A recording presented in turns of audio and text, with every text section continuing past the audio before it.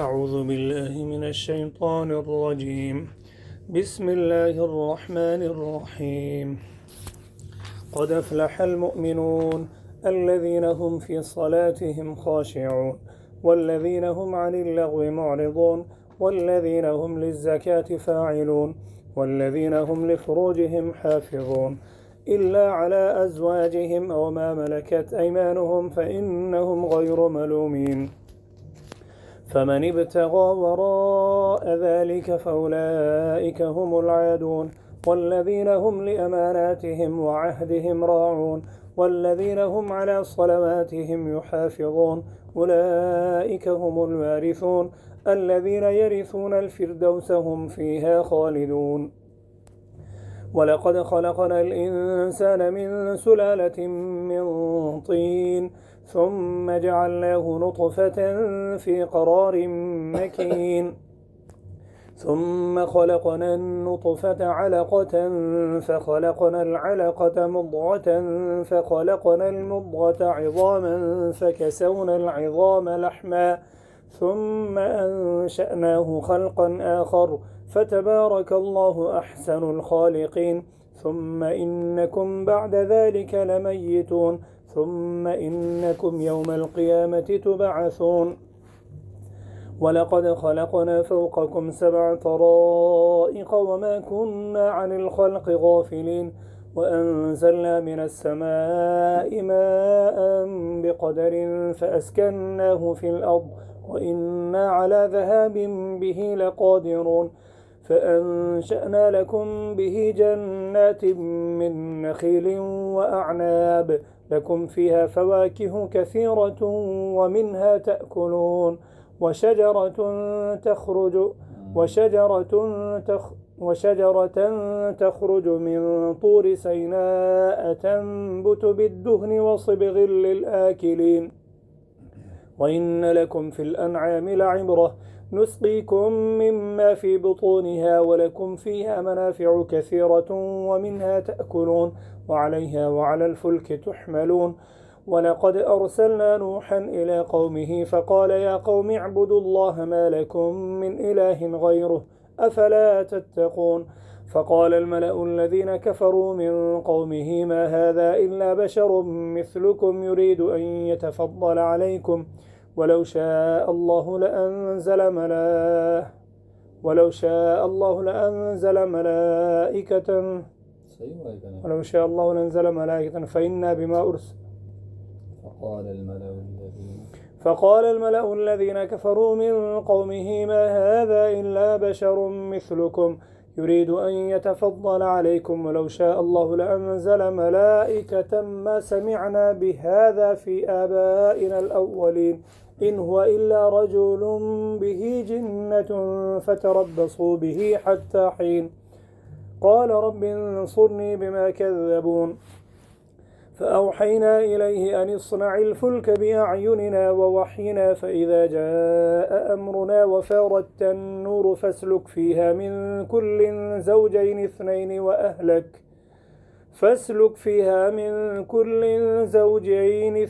وأهلك إلا من سبق عليه القول منهم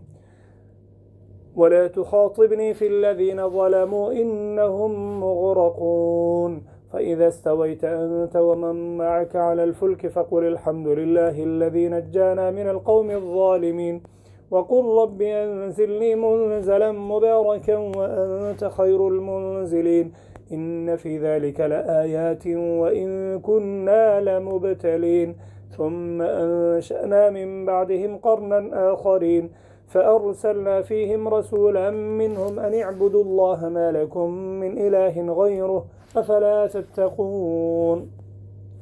وقال الملأ من قومه الذين كفروا وكذبوا بلقاء الآخرة وأترفناهم في الحياة الدنيا ما هذا إلا بشر مثلكم يأكل مما تأكلون منه ويشرب مما تشربون ولئن أطعتم بشرا مثلكم إنكم إذا لخاسرون. أيعدكم أنكم إذا متم وكنتم ترابا وعظاما أنكم مخرجون هيهات هيهات لما توعدون إن هي إلا حياتنا الدنيا نموت ونحيا وما نحن بمبعوثين إن هو إلا رجل افترى على الله كذبا وما نحن له بمؤمنين قال رب انصرني بما كذبون قال عما قليل ليصبحن نادمين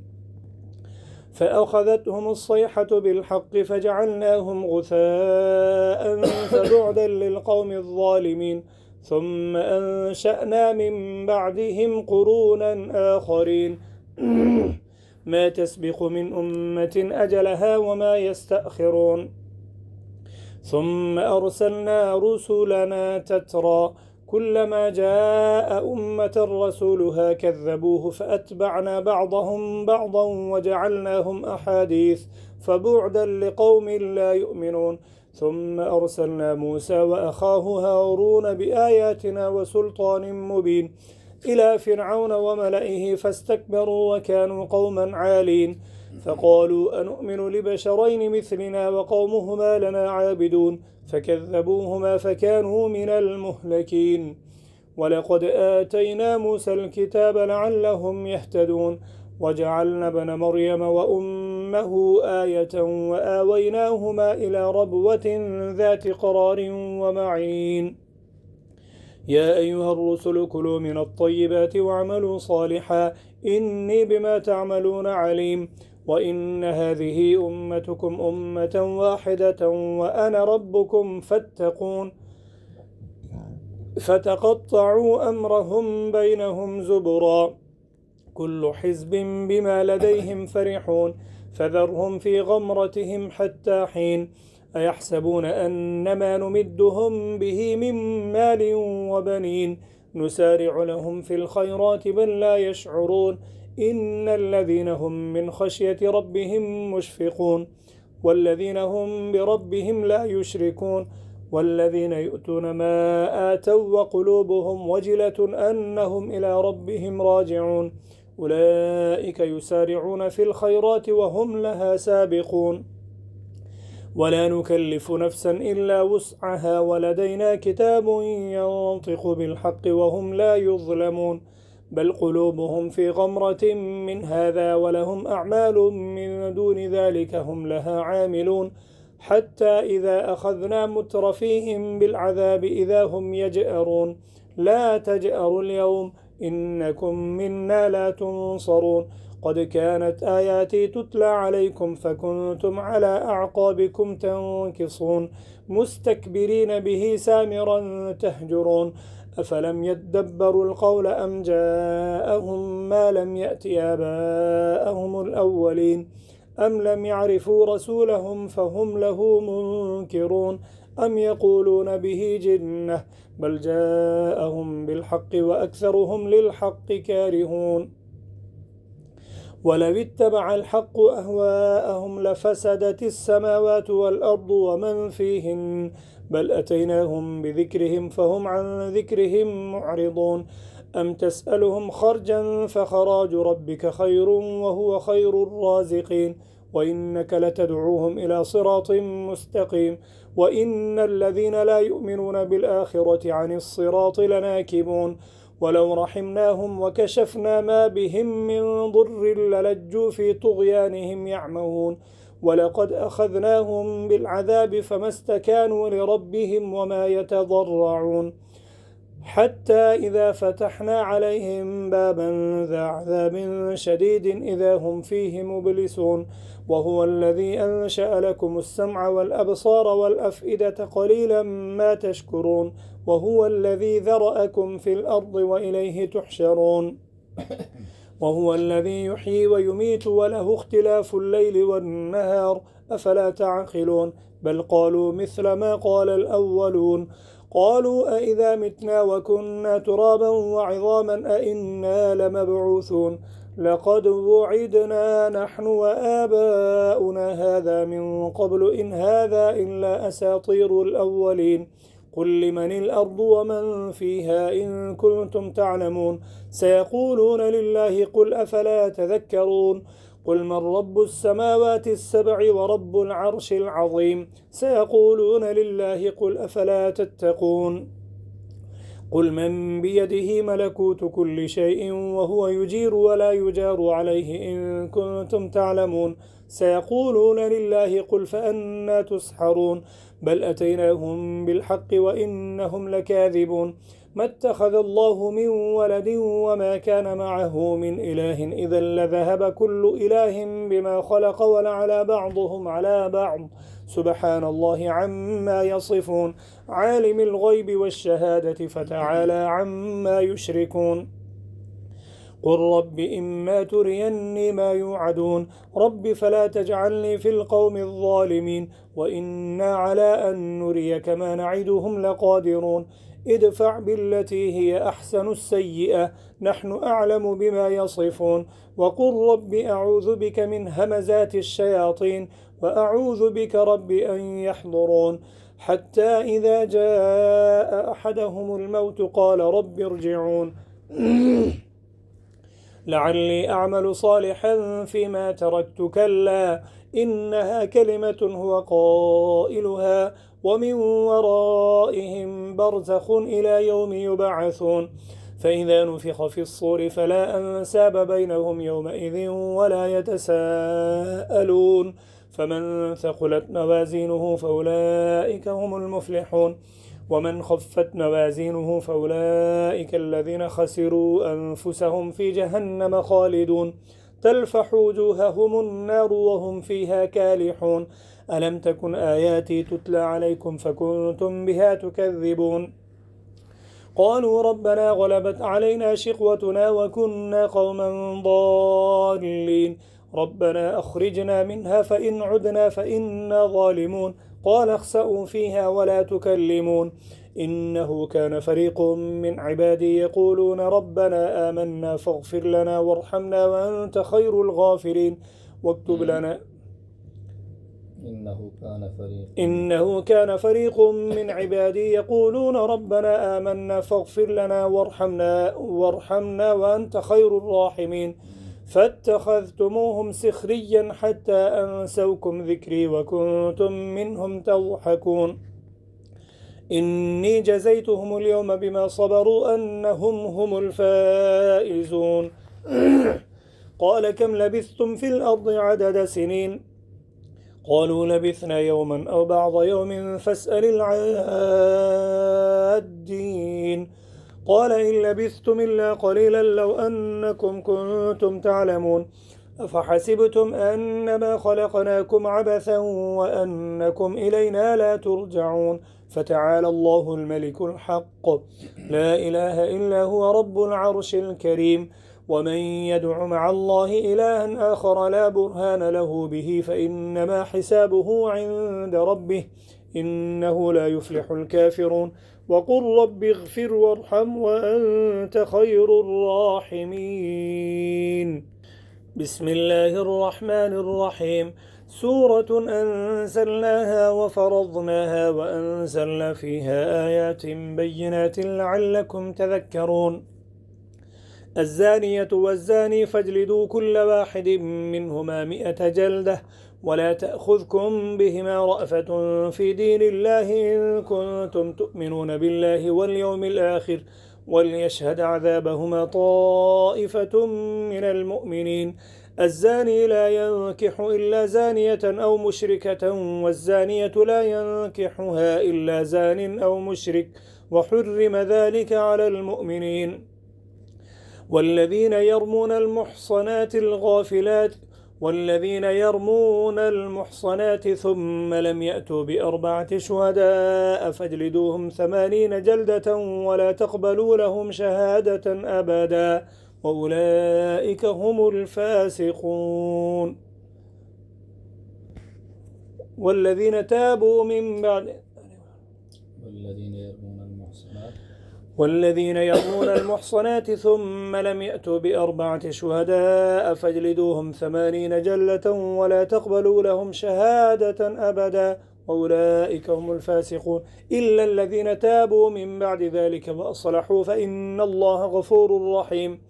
والذين يرمون أزواجهم ولم يكن لهم شهداء إلا أنفسهم فشهادة أحدهم 4 شهادات بالله إنه لمن الصادقين والخامسة أن لعنة الله عليه إن كان من الكاذبين، ويدرأ عنها العذاب أن تشهد 4 شهادات بالله إنه لمن الكاذبين، والخامسة أن غضب الله عليها إن كان من الصادقين، ولولا فضل الله عليكم ورحمته وأن الله تواب حكيم.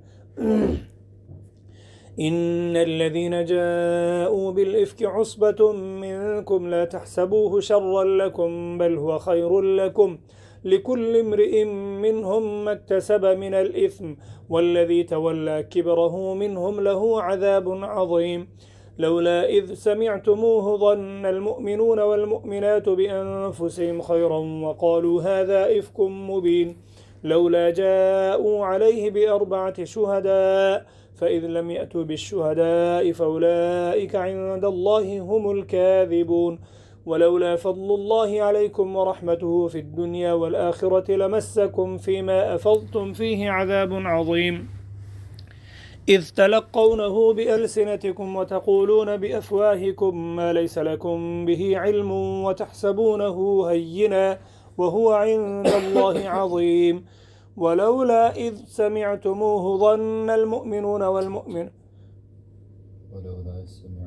ولولا إذ سمعتموه قلتم ما يكون لنا أن نتكلم بهذا سبحانك هذا بهتان عظيم، يعظكم الله أن تعودوا لمثله أبدا إن كنتم مؤمنين، ويبين الله لكم الآيات والله عليم حكيم. إن الذين يحبون أن تشيع الفاحشة في الذين آمنوا لهم عذاب أليم في الدنيا والآخرة والله يعلم وأنتم لا تعلمون. ولولا فضل الله عليكم ورحمته وأن الله رؤوف رحيم. إن الذين يحبون أن تشيع الفاحشة في الذين آمنوا لهم عذاب أليم في الدنيا والآخرة والله يعلم وأنتم لا تعلمون. ولولا فضل الله عليكم ورحمته وأن الله رؤوف رحيم. يا أيها الذين آمنوا لا تتبعوا خطوات الشيطان ومن يتبع خطوات الشيطان فإنه يأمر بالفحشاء والمنكر. ولولا فضل الله عليكم ورحمته ما زكى منكم من أحد أبدا ولكن الله يزكي من يشاء والله سميع عليم. ولا يأتل أولو الفضل منكم والسعة أن يؤتوا أولي القربى والمساكين والمهاجرين في سبيل الله وليعفوا وليصفحوا ألا تحبون أن يغفر الله لكم والله غفور رحيم. إن الذين يرمون المحصنات الغافلات المؤمنات لعنوا في الدنيا والآخرة ولهم عذاب عظيم، يوم تشهد عليهم ألسنتهم وأيديهم وأرجلهم بما كانوا يعملون، يومئذ يوفيهم الله دينهم الحق ويعلمون أن الله هو الحق المبين. الخبيثات للخبيثين والخبيثون للخبيثات والطيبات للطيبين والطيبون للطيبات أولئك مبرؤون مما يقولون لهم مغفرة ورزق كريم. يا أيها الذين آمنوا لا تدخلوا بيوتا غير بيوتكم حتى تستأنسوا وتسلموا على أهلها ذلكم خير لكم لعلكم تذكرون. فإن لم تجدوا فيها أحدا فلا تدخلوها حتى يؤذن لكم وإن قيل لكم ارجعوا فارجعوا هو أزكى لكم والله بما تعملون عليم. ليس عليكم جناح أن تدخلوا بيوتا غير مسكونة فيها متاع لكم والله يعلم ما تبدون وما تكتمون. قل للمؤمنين يغضوا من أبصارهم ويحفظوا فروجهم ذلك أزكى لهم إن الله خبير بما يصنعون. وقل للمؤمنات يغضضن من أبصارهن ويحفظن فروجهن ولا يبدين زينتهن إلا ما ظهر منها وليضربن بخمرهن على جيوبهن ولا يبدين زينتهن إلا لبعولتهن أو آبائهن أو آباء بعولتهن أو أبنائهن أو أبناء بعولتهن أو إخوانهن أو بني إخوانهن أو بني أخواتهن أو نسائهن أو ما ملكت أيمانهن أو التابعين غير أولي الإربة من الرجال أو الطفل الذين لم يظهروا على عورات النساء ولا يضربن بأرجلهن ليعلم ما يخفين من زينتهن وتوبوا إلى الله جميعا أيها المؤمنون لعلكم تفلحون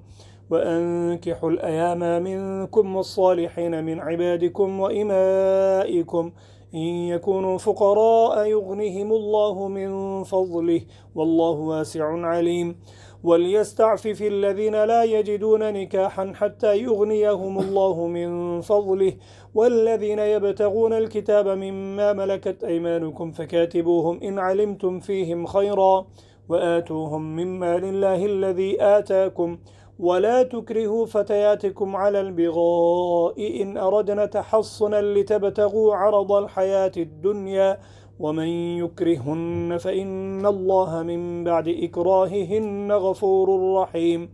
ولقد أنزلنا إليكم آيات مبينات ومثلا من الذين خلوا من قبلكم وموعظة للمتقين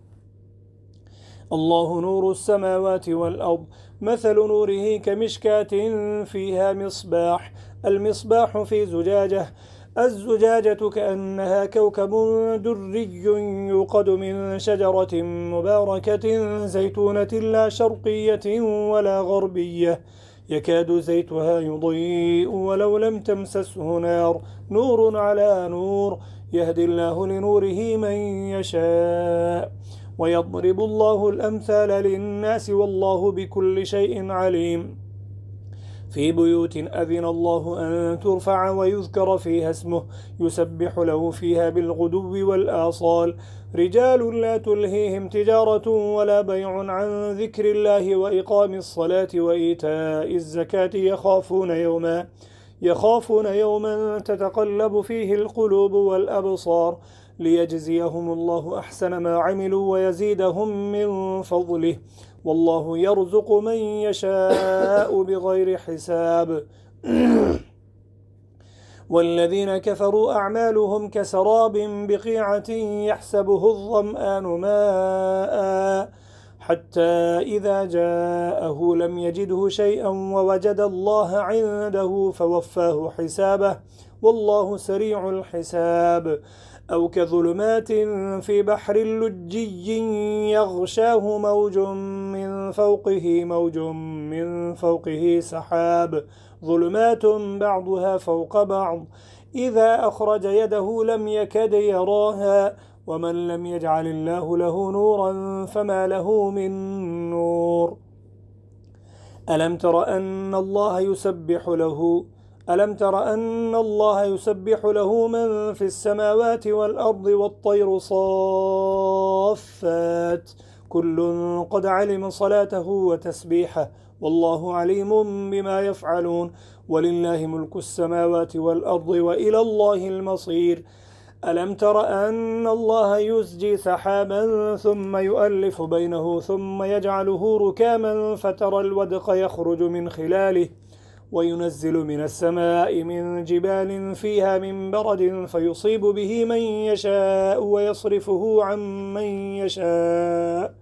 يكاد سنا برقه يذهب بالأبصار يقلب الله الليل والنهار إن في ذلك لعبرة لأولي الأبصار والله خلق كل دابة من ماء فمنهم من يمشي على بطنه ومنهم من يمشي على رجلين ومنهم من يمشي على 4 يخلق الله ما يشاء إن الله على كل شيء قدير لقد أنزلنا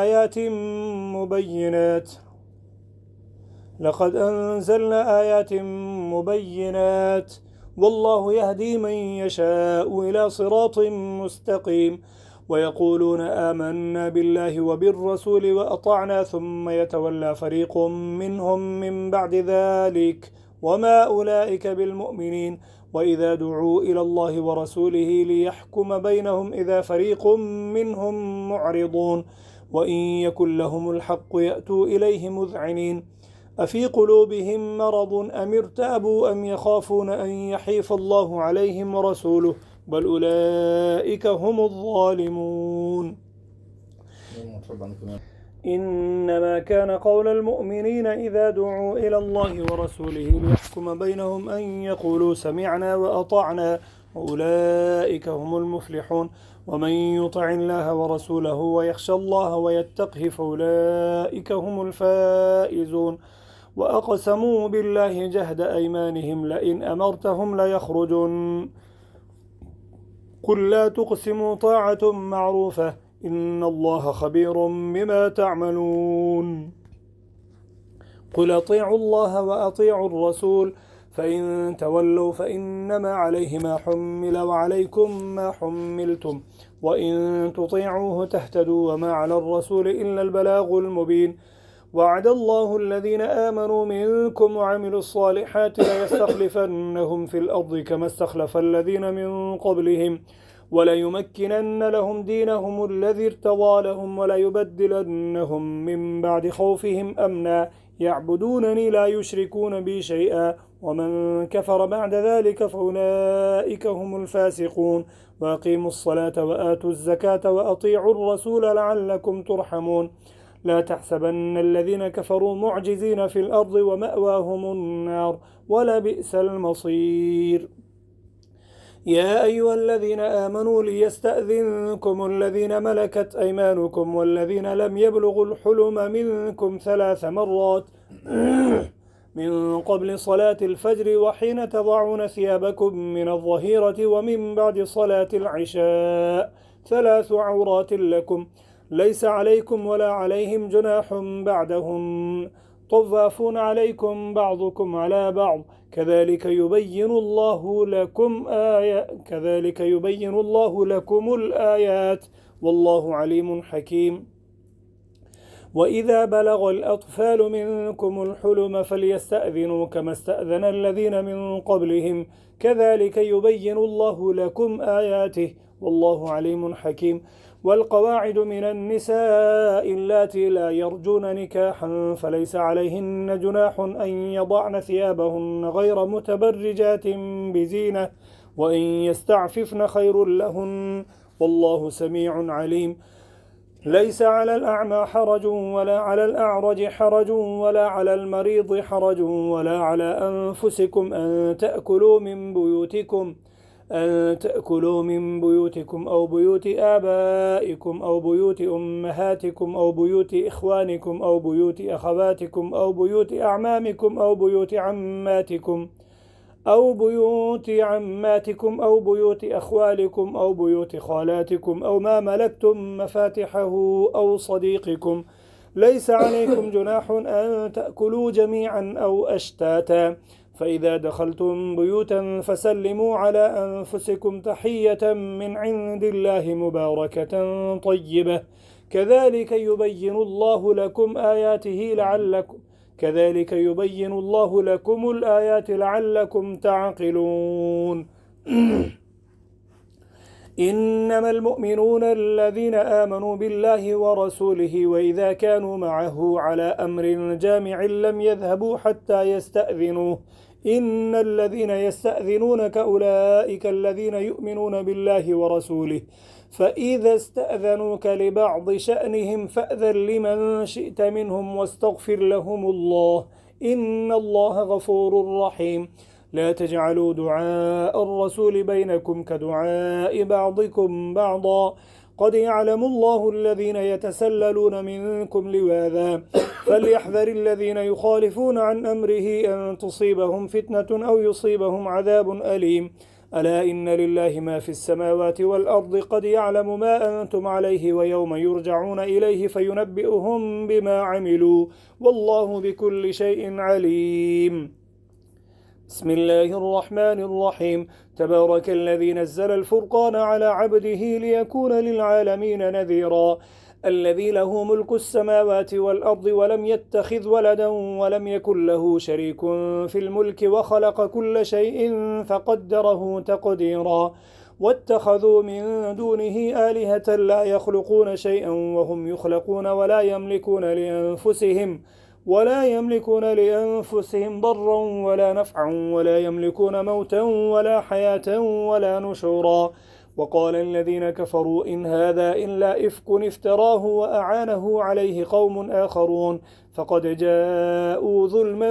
وزورا وقالوا أساطير الأولين اكتتبها فهي تملى عليه بكرة وأصيلا قل أنزله الذي يعلم السر في السماوات والأرض إنه كان غفورا رحيما وقالوا ما لهذا الرسول يأكل الطعام ويمشي في الأسواق لولا أنزل إليه ملك فيكون معه نذيرا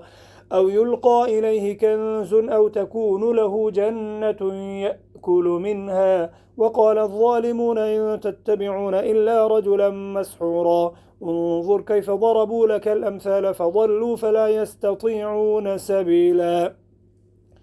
تبارك الذي إن شاء جعل لك خيرا من ذلك جنات تجري من تحتها الأنهار ويجعل لك قصورا بل كذبوا بالساعة وأعتدنا لمن كذب بالساعة سعيرا إذا رأتهم من مكان بعيد سمعوا لها تغيظا وزفيرا وإذا ألقوا منها مكانا ضيقا مقرنين دعوا هنالك ثبورا لا تدعوا اليوم ثبورا واحدا وادعوا ثبورا كثيرا قل أذلك خير أم جنة الخلد التي وعد المتقون كانت لهم جزاء ومصيرا لهم فيها ما يشاءون خالدين كان على ربك وعدا مسؤولا